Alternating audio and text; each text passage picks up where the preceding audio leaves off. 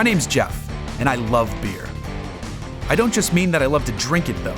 I mean I'm passionate about the history of beer, how it's made, and what's in store for the future of beer.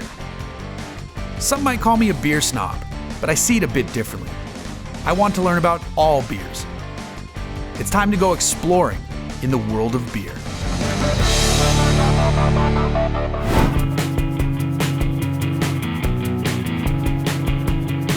When you think about drinking, and I mean really drinking, you think about that city of sin. It has to pop in your mind.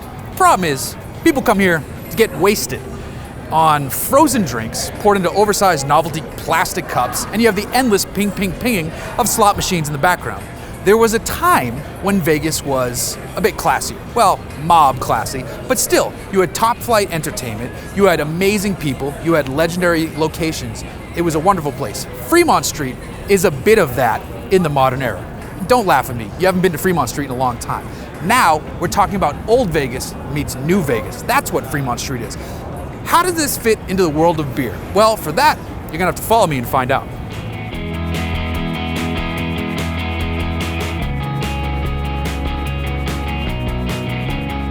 So first up on our Las Vegas adventure are the young lads from Banger Brewing. They're a fresh brewery and they're breathing craft beer life into the Sin City. Let's go inside and see what they're all about.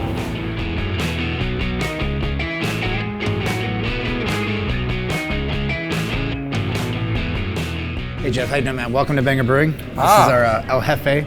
It's our most popular beer. That's my name in Spanish, I think. Mark, thank you so much. Actually, it is. I'm gonna take a quick sip. Please. Oh, we got some spicy going on, huh? Yeah, a little spicy, but we designed it to not be overly spicy, so it's palatable. You can drink it. There's habaneros, jalapenos, serranos, and bell peppers in there. I fire roast all of them on the grill, get them nice and charred on the outside, and we put them in the boil, but just for the very end of the boil. So just flavor. Just flavor, that's what you're getting. Because I'm a baby when it comes to spicy, and I can drink this. I'm gonna drink it again, actually. Please. Yeah, you'll figure about halfway through your pint, you go, oh, there is a little spice on this, but it's nothing that's gonna kill you. I can make it spicy. I'm good, thank you. When the customers step up to the bar, what do you see them ordering most often? Most is our El Jefe. That's the one that's the most recognized by everybody because it's the most unique, so it made it the most popular. Did you want to try that one too? I tried that one, and I'm actually surprised that at the lack of spiciness in a very good way, because some people try to throw those together and it's like, hey, have ghost peppers down your face. That's not what you want. You guys just left the pepper flavor so you can still taste the beer. So the beauty of that is that anybody can drink it because if you make it really hot, you have to have a threshold for heat. Right. This one can be drank 1 or 2 pints by anybody without getting sick, and it'll pair with food. Right, it's perfect. Yeah, that's a great point that it pairs with food. And like I told Mark earlier, I'm a little baby when it comes to spice, so that was perfect. You still get the heft, you get the pepper flavor, but you don't get, you're not sweating by the time you're done with it. Yeah. Why don't you tell us a little bit about your wonderful establishment? So we've been here in Vegas for about a little over a year. We opened December 27th of 2013. We've had a tremendous amount of success. It's been awesome. We're very grateful for the city being behind us. And as far as the venue is concerned, this was conceived in 2010, the very first part of the year. And we kind of just saved our money for 4 years and grinded and gave away beer and built business plans and tried to get money and just wound up opening up. It took us about a full 4 years to get open. With all that foot traffic coming off Fremont, what kind of crowd you get in here? Honestly, it's about 50-50. We're expecting a ton of tourists, and we do get them, but we have a lot of locals that just come down here, that live in the area, or just come in from Summerlin, come in from Mountain's Edge. So it's honestly half and half. That's good. I mean, when the locals are coming here and the tourists, it proves to the tourists why they should be coming here. Absolutely. That's a great sign. Tammy, Gilbert, how are you enjoying this fine brewery here? Oh, it's great. I love to go to little out of the hole, new places. Never been to, try new beers. This is a good one. So what do you think of the place so far? I like it. It's definitely not what you expect in Vegas. Yeah. It's quiet. Especially it's in calm. Fremont. Yeah. Right? Now you got a little Blue Hair special over here. What's happening with the bingo? So basically, we paired up with some of the people that work for Zappos, and we kind of promoted a bingo night. Around 5 o'clock, 5:30, you won't be able to get a seat. And these people start coming in early, they get their seats, they get their bingo cards, they get their daubers, and it's really fun. It's a good time. We have a DJ. I can see that we're standing right near your brewing equipment. I can see it right in that window. Would you mind showing us around there? 100%. Let's go check it out. After you. Perfect.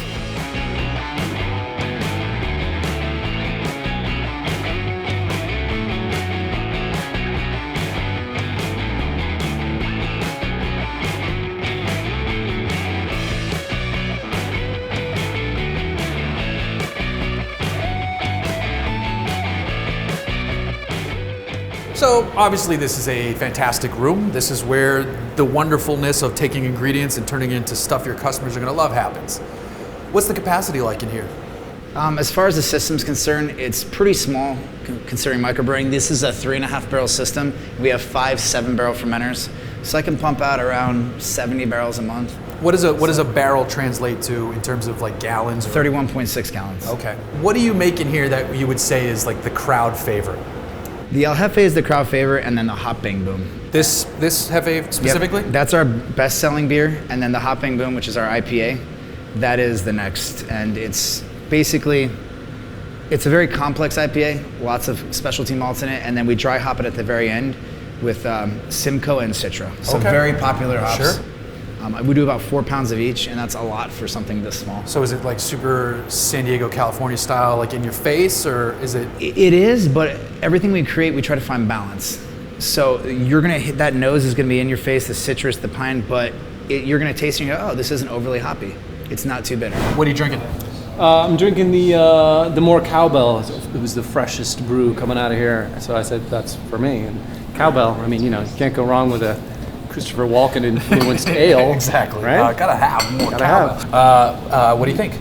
It's delightful, fresh, wonderful. Lots of. You can tell it's got nice dry hop elements to it. It's got a nice piney sensibility. Marvelous staff, wonderful, accommodating. They're heavy with the beards. I like that. I dig that. Well, cheers to Rounded that. sensibility. Right? Bottoms up, sir. Pleasure. Thank you.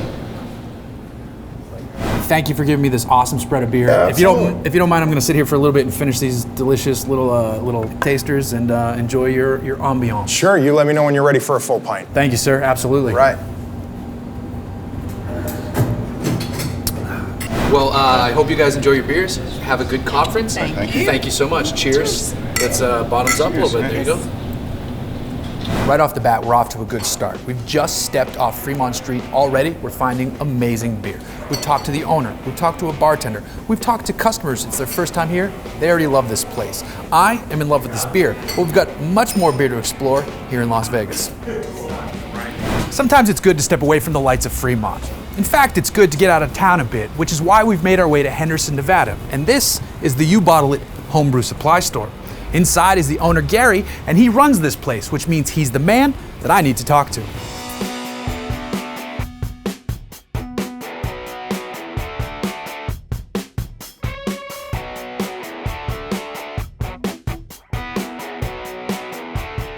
This is a heck of a place here. You got to be the go-to guy for the craft beer scene in Las Vegas, I have to say. We try to be. We try to introduce a lot of people to home brewing and winemaking, and we try to be here for them. We try to carry what they need, and when we opened this store, it was all about reaching out to the customer and finding out what they wanted, and we still try to do that and bring in things that they need and try to carry a pretty complete supply of whatever they need. Well, it looks pretty complete from this point of view on this side, even though all the fun stuff's back there. I can see it. When you guys first started, though, you didn't do the brew on-premise stuff. You were just a supply store, right? We were. It was always our goal to be a brew on-premise. However, there was some paperwork and legal hoops and zoning and health department issues we needed to clear up first. Exactly. What kind of stuff do you guys see people coming in here and making? We're moving right into the summer season now. Fruit beers, wheat beers, saisons, Belgians, and of course in the desert here you have to watch what you're brewing because of the heat that we get. Absolutely. Now you said watch what you're brewing. Can we take a look around the store and see what you use to watch what people brew? Sure. After you. Alrighty.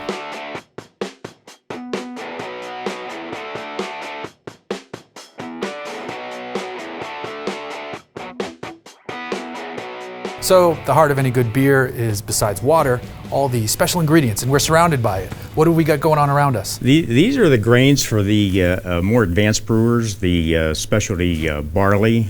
Everything in here is malted barley, with the exception of the wheat behind you, and I have some rye and some flake over here. But starting with the base malts and flavoring and coloring malts, you can pretty much get everything you need in the exact quantities you need right out of the dispenser. So first thing they do is they get their recipe, they gather up all their grains, and we will weigh it for them on the trade scale, and then we go back to the mill and we mill it for them and get it ready for them to steep and sparge and make their barley tea, their wort.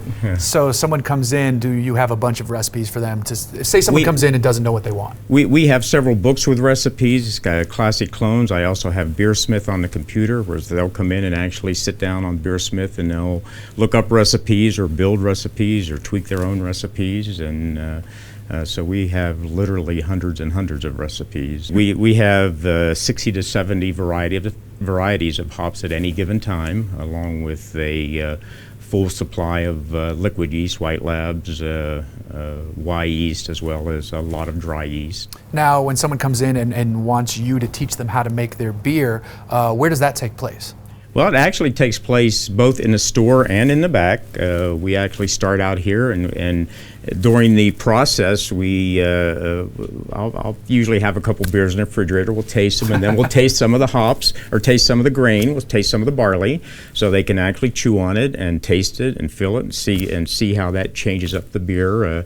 For instance, if you taste the American Pale and Ameris Otter Pale, just totally different malts. One's more malty, more flavorful, and one is going to give you a drier beer and allow you to focus on other things. And you're welcome to try them if you like. Yeah, can you put a little in my hand? Put some in your hand, yeah. Just pop it in your mouth, and what you don't eat, just jump right in there. That's an American Pale. Now take a little bit of the Maris Otter. Yeah, you can take a little bit in here and taste the difference in that. That's be a very soft, very malty, very flavorful. Give you two totally different beers, even though they're both pale barley malts. It's weird that this shouldn't be good, but it tastes good, so I'm just going to keep eating on this. Now, while I eat this, can you show me where you actually show them how to make the beer? Yes, if you want to come on back here. Now, it's interesting, though, to be in this room surrounded by wine, because the show is about beer. I love beer, but I also like wine a lot, too. So it's kind of neat to see this other process, a process I don't normally see. You know, I have a carboy at home, and there's beer in it, so to see wine in it, it's very interesting. You mentioned the fermentation process is a little longer. How else do they differ? Well, with the beer, it's pretty much you ferment it, you clear it, you bottle it. With the wine, you need to, it's a longer fermentation process, but then you need to stabilize it. You need to oak it if it takes oak, and just it takes a longer time to clear. You need to degas it to get all the CO2 out of it. Beer, we like the CO2 in there because we need that carbonation. Right. With wine, not so good in wine. Fizzy wine, not so good. Do you mind if I check out the rest of your shop? There's a lot of stuff that's catching my eye that I gotta take a look at. Please. Awesome, thank you.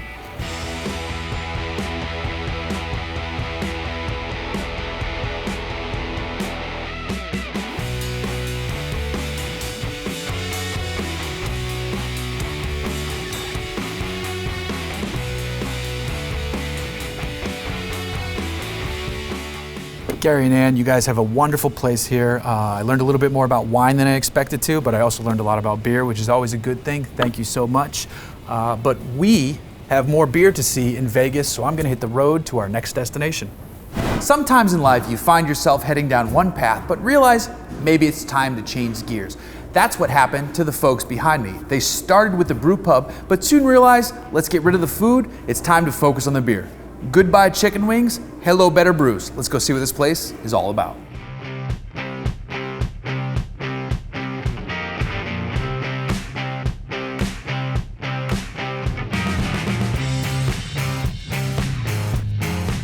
Alex, thank you so much for letting us in the doors a little bit after hours here and pouring us some fine beer. Yeah, no worries. Happy to have you here. I understand years back, this was a brew pub. Right. So you used to serve food. Did you guys just get sick of making chicken tenders? What happened? Yeah, no, we're sitting right where the dining room used to be. So this was, one half was kitchen, the other half was dining room. And the dining room went all the way back to where that copper tank starts right there. As you know, Vegas took an extremely hard hit, and kind of the industry went with it too, as far as like restaurants and stuff. Sure. So our main passion was actually with beer, and that's where we kind of wanted to start expanding out to. How has this place changed since you said we're beer focused? Yeah, it's kind of interesting. We allow outside food. We have even had a food truck out tonight here. So I mean, we tell people bring your own food in, order food in, or go visit the food trucks. So you yourself, are you a brewer as well? I don't really brew commercially too much anymore, but I used to be a head brewer at another facility here in town. Sure. And I was a lead brewer for about 3.5 years over there, and transitioned to sales. So me personally, beer, it's my overall passion. In the distance, I can see some beautiful fermenters sitting back there. Would you mind giving me a little tour? Let's do it. After you.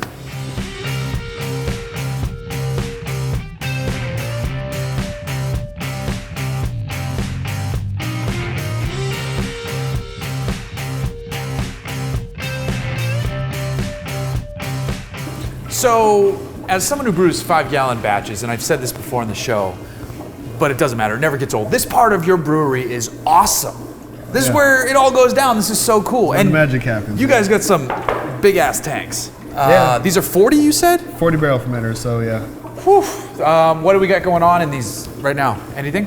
So we actually have one of our new seasonals happening, which is called God of Thunder, which is actually a Baltic style porter. So 9.3%, it's actually with the lager yeast strain, but it has some really complex malty characteristics.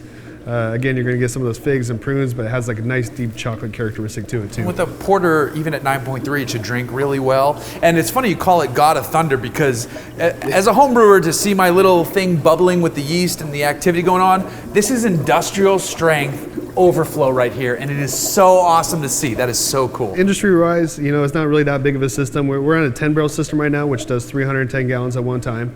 These first three fermenters are 40 barrels, so it takes 4 batches to fill up. Our system is not very efficient, so this is where we're starting to lead into this new facility that we're going to go ahead and move into. We're getting an all-new system, all-new fermentation tanks to be a more efficient company. So, 10 barrels, pretty average for a brew pub. We never realized that we're going to start really expanding outside of our restaurant. Sure. All the beer here, generally, when we had the restaurant, was just getting served to the patrons that were here to eat. So. Okay. Now, I see the fermenters. Where are the rest of your tanks? There's a big chiller behind you. Is there something going on in there? Right. Yeah. So we have a walk-in cooler here, and that's where the finished beer ends up, and that actually gets served directly to our bar. So it's quite a distance from the bar, but the beer you're drinking right now comes directly from the cooler. So fermenter, bright, glass. Right. That's impressive. Now, what if someone wanted bottles? You guys are doing that too? We are, yeah. So we go ahead and bottle everything at 22 ounce, and that takes, we have a couple more bright tanks over here that we do all of our packaging off of. Can we go see that? Let's go take a look.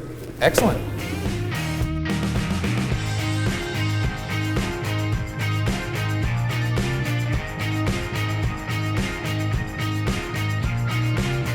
What is going on here? So this is actually what's called a McKean bottling line. Very popular for our size brewery or brew pubs. What we do is we actually pick up 2 cases at a time. What we do is we put this around the necks and we close that, and it will actually grab the necks. Wow. We can turn it all the way upside down. Put it here to where this little button will squirt sanitizer up into the bottles. After that's been cleansed out, we set this down on this little ramp and release the bottles.